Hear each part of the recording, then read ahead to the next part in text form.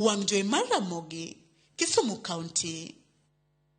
Higa ka higa maromo ji 42,000 yudo tuo mar kansa e pacho ka kansa mag thuno kod dhod nyodo tele kansa mamedore e pacho kae.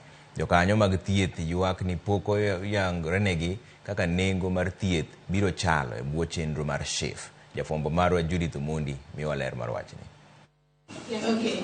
E romo mane otelie kod riwruok ma ok mar piny owacho marango chenro mag thieth Rosh, jokanyo mag sekta mar thieth ahinya to makedo ne thieth makare mar kansa ne oyuoro mar twak.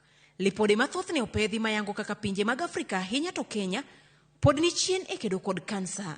Kalore gi lipot mar WHO, pacho ka maromo ji 42,000 yudo tuo mar kansa higa ka higa, ka kansa mar thuno telo kod ji 6,700 higa ka higa ka iluwe kod dhod nyodo.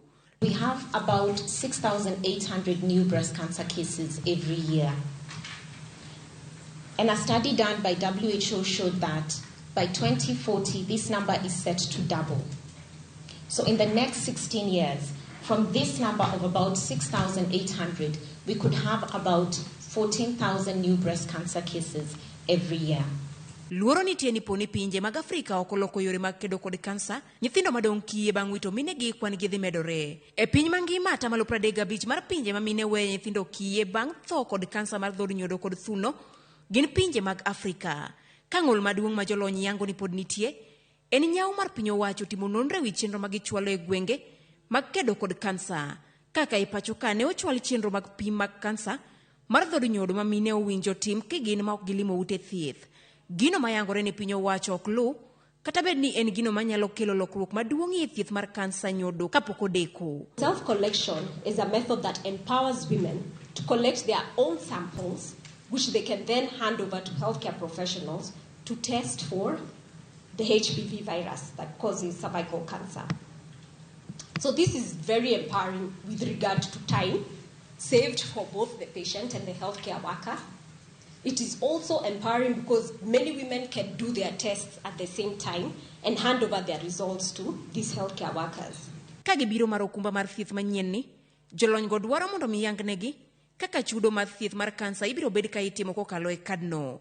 The patient needs to be comprehensively covered. Now what that looks like, I think it's within the implementing team, the committee that has been selected by the CS to come up with that. So one of the things we are identifying together with them is to look at what is the cost of treatment. Because that is where the answer lies. What is the cost of treatment? Because I don't think until we are able to answer that, we really cannot say then what does comprehensive care look like. Dweni ne en mar hingo kenge ma oseketi e kedo kod kansa mar dhod nyodo, ka dwe manyien tarik 4 biro hingo kenge ma oseketi e kedo kod kansa e piny mangima. Magi e thuolo ma jolony dwani migawo mar thieth otigo e keto weche gi ratiro. Judith Omondi, Ramogi TV. Jopuonj ka achiel kod oganda e kaunti ma Migori